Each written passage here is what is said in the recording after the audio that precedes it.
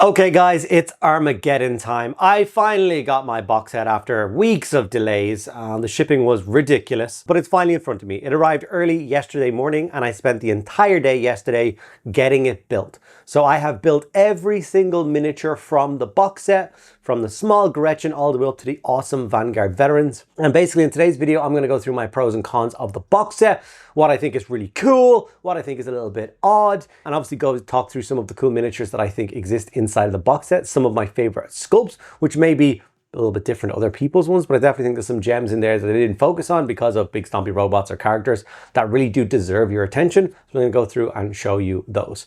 One thing I'm not going to talk about in the video is price. I understand that the world's a crazy place right now and prices for everything are going through the roof. I understand that that is a crappy thing, but I'm in no position. I'm not a financial analyst to talk about the price of a box or what it's worth. And that's a personal issue for you. So please don't expect me to break down costs and stuff like that in this video because you will not get it. Now, before I get into this video, I just want to say a huge thank you to everyone out there that supports the channel, either by watching, liking, commenting, subscribing.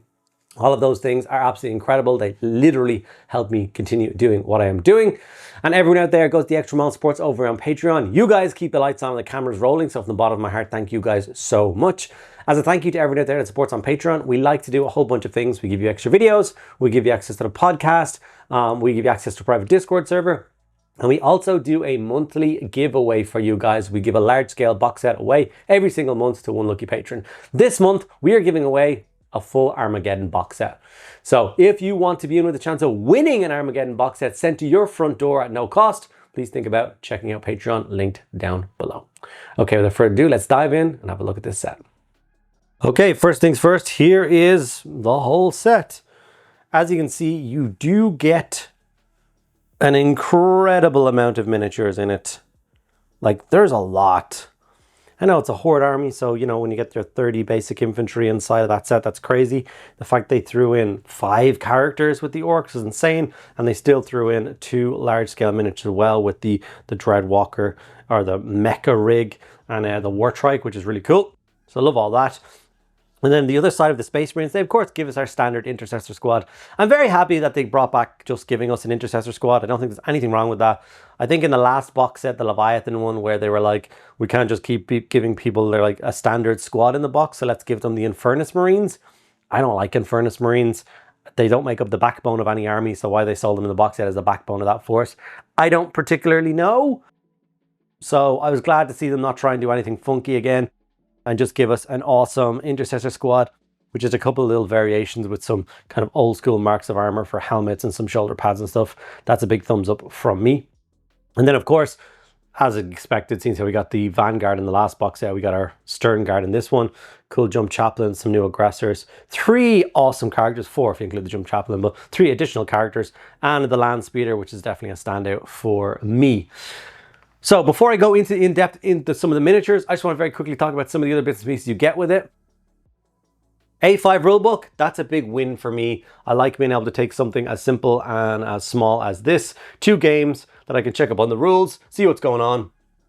It's not going to clutter my backpack or be a big hindrance on the tabletop. That's really cool.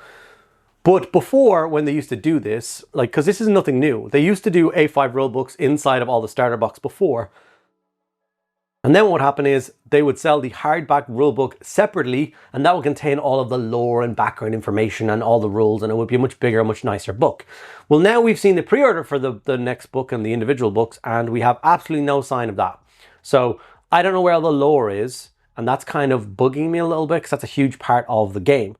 I know this is in this box set, and it definitely is a lore book, but it's 99% lore for just Armageddon, which is very cool. It's an Armageddon box set. That makes sense. But where's the lore for the Greater Imperium? Now, there isn't none in here. Like when you get to the front bit of this, it does have a little bit of a breakdown. And obviously we have the Armageddon. We have the kind of like the good forces that fight in Armageddon, the bad guys that fight in Armageddon, the kind of fighting that happens, the theaters of wars and the battlefields.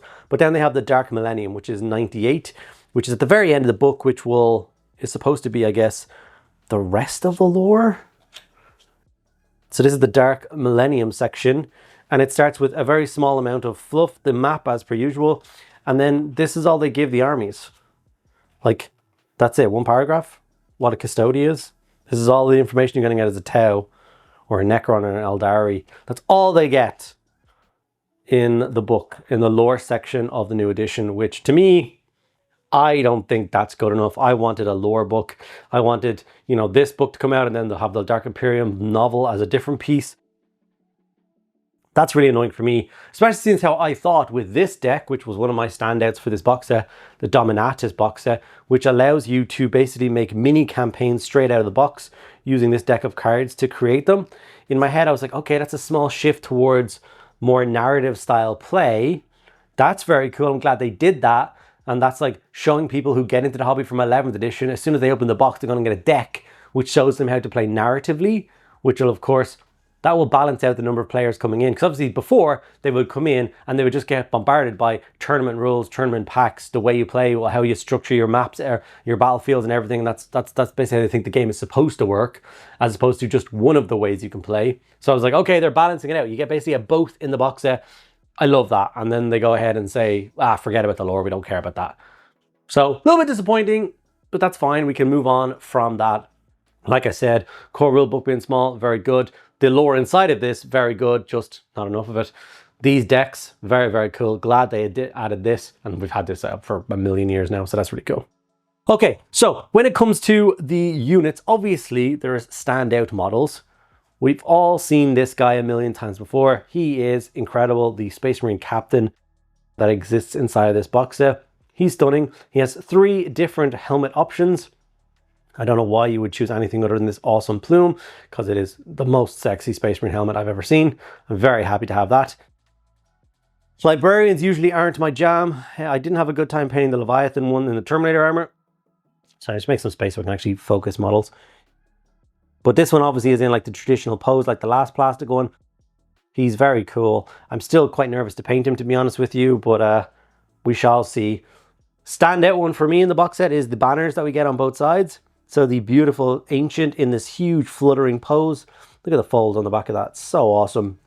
Can't wait to paint this up in my Imperial Fist colors and have another banner in my force. I've got quite a few now. Let me just get rid of these because they're just in the way.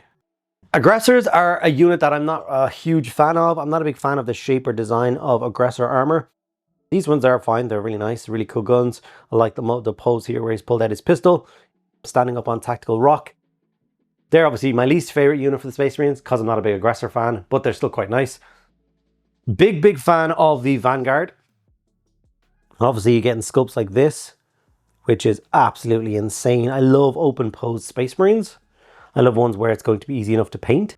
And these guys are definitely hitting the mark with that. This guy's going to be a little bit harder to paint, but I will sacrifice that for the awesome two-handed pose. I mean, these guys are definitely going to wreck fools. So I'm very much looking forward to having elite, fast-moving infantry in my Imperial Fist army, so they're going to be great.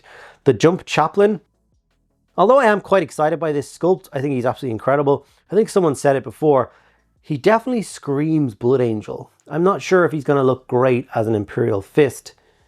I'm still going to do him because he's so perfect. I'm going to paint him up as an Imperial Fist, which I know is only the shoulder pad and stuff. Sorry, he won't focus because they don't like him that much.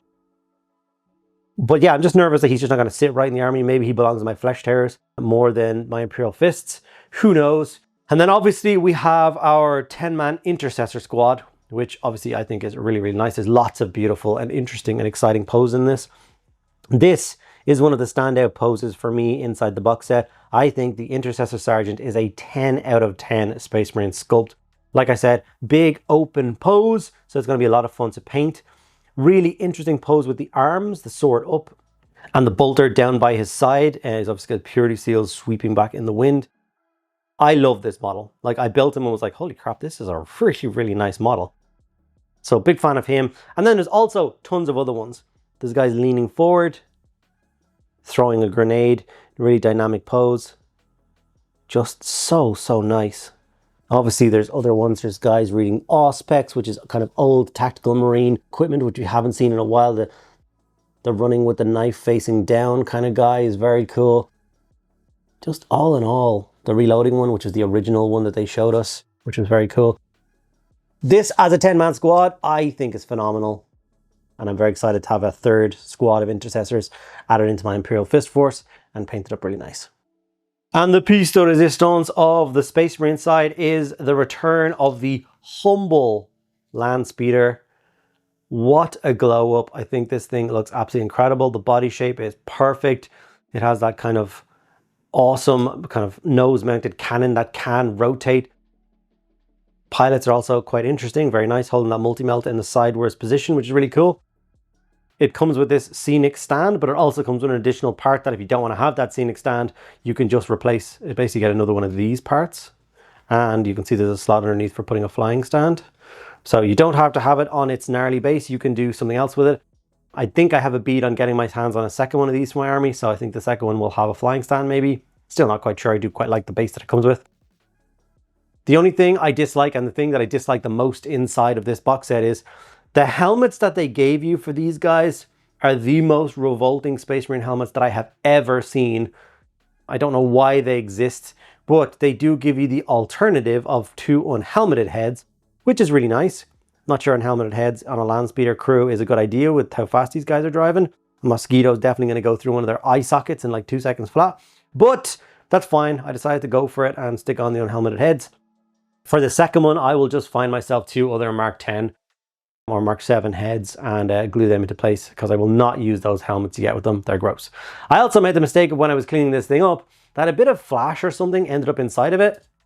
So I've accidentally made myself a rattle, which I'm sure will irritate me to no end when I'm playing with this thing. Oh, by the way, the flying stand is actually pretty secure. I don't know what all the moaning was about. I think it's a fairly secure connection. Like if you're an idiot and you're going to lean over it and snap it, or you drop it off a table, it's going to break. But just for like gaming terms, that's not going to happen. So, love you. Okay, now we move on to the orcs, and we'll start with the Humble Ork Boy Squad, which I think is one of the smartest things that came out of this box set, was this Ork Boy unit, because they were really clever with their kind of mixing and matching and alternatives. Because what they basically did was they grouped them into 4s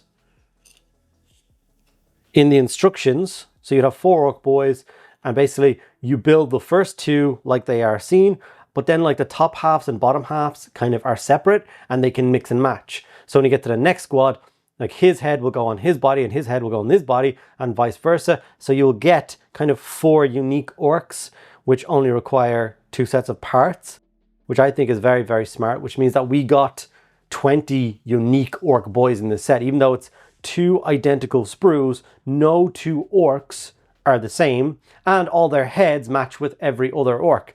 So you just snip out whatever head you think suits the pose or the body more and go ahead and glue that, which I think was very, very smart. The only thing that I'm a tiny bit baffled by, not baffled, I just don't really know how it works, is like, I run orcs in squads of 20. So if I want this squad, I have 2 knobs. And then it would be like a squad of 19 if I took one out, which would be kind of weird. I really don't want it to go down the route of like Age of Sigmar, where they're just like in every 10 man, like in a unit, so if you have 30 guys, every 10 guys can have a musician and a banner and a sergeant. I don't want that crap in 40k at all. The sergeant should be the boss. And that's all you should have in there, so he stands out and looks awesome.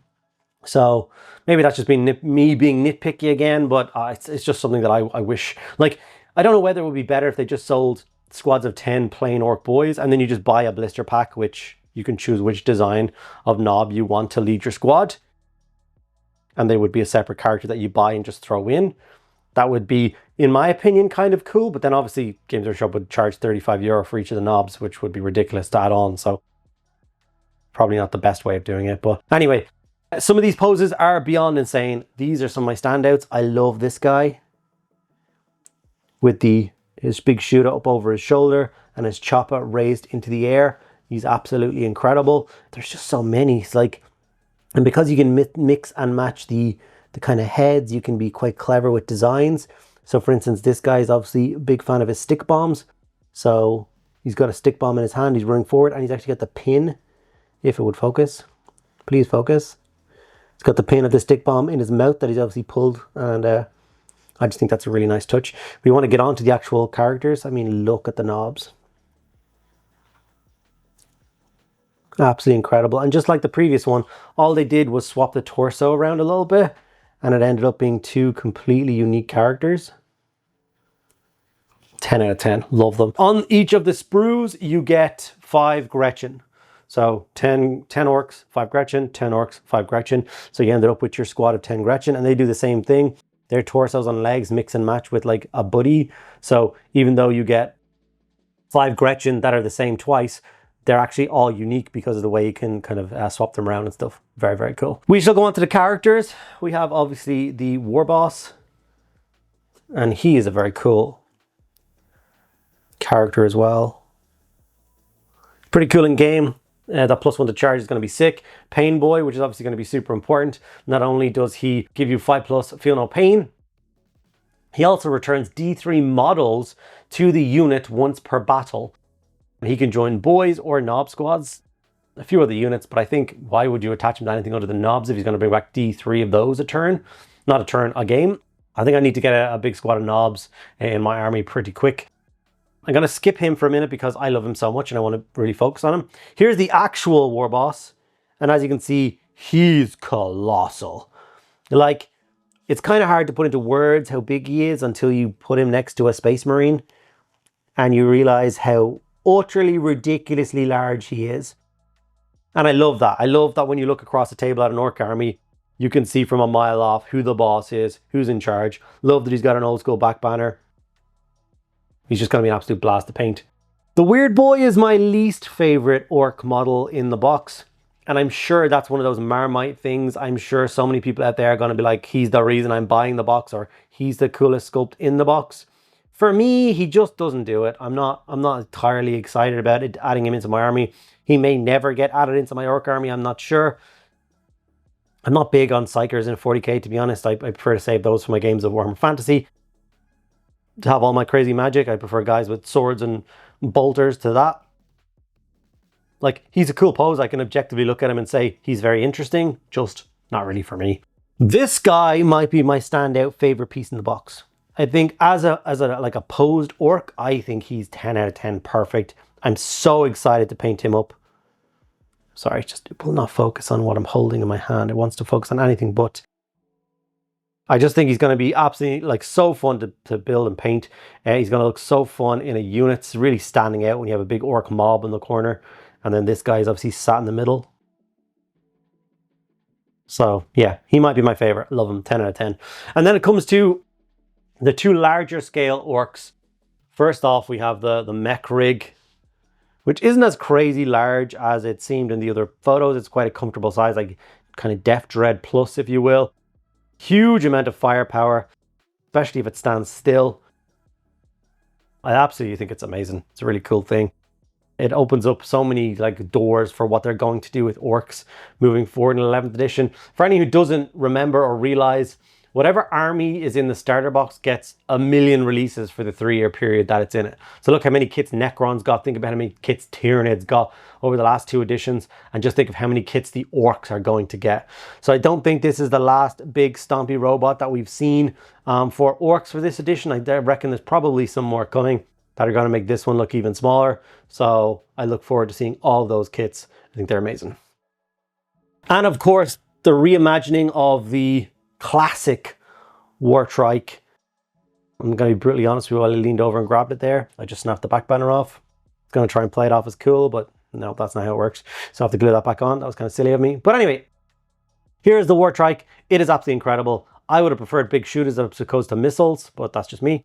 I like rolling more dice, not just a couple of rockets that are probably going to miss. It's got a knob on the back of it these days as opposed to the previous editions where it just had another orc boy. Posing, perfect. Reimagining, perfect. Design, perfect. This thing is amazing. And this is actually going to be the first model that I'm painting out of the Armageddon box set. Literally, as soon as I'm finished uploading and doing this video today, I'm spraying this and I'm starting this for hopefully Saturday's video. And I'm just super excited to get it done. Hopefully you guys are excited to see it as well. So this is all I have to say for Armageddon right now. Obviously, over the course of the next kind of week or two, I'll be chugging through video after video after video, getting these guys painted up and showing you how they all work. Love it. Very excited to get stuck into it. Make sure to get yourself an Armageddon box set if you are so inclined. Support an independent if you can. Underworld Gaming here in Dublin is the one that I support the most, and they support me right back. So if you want to order your box set and you haven't got it yet, I would suggest checking those guys out. As a last little note of something that I noticed in the box set, which I found kind of weird. If we return back to this Sergeant of the Intercessor Squad, he has no option for a helmet. So for any of you people out there, and I know there's quite a lot of you who try and avoid painting skin at all costs and stick helmets on everything, this guy doesn't have a helmet option. So maybe have some spare helmets to hand for any of the models in this kit that that don't come with unhelmeted or helmeted heads. All right, thank you guys so much for sticking around. Remember, if you want to win a copy of Armageddon, check out my Patreon link below, and hopefully you look forward to the next video.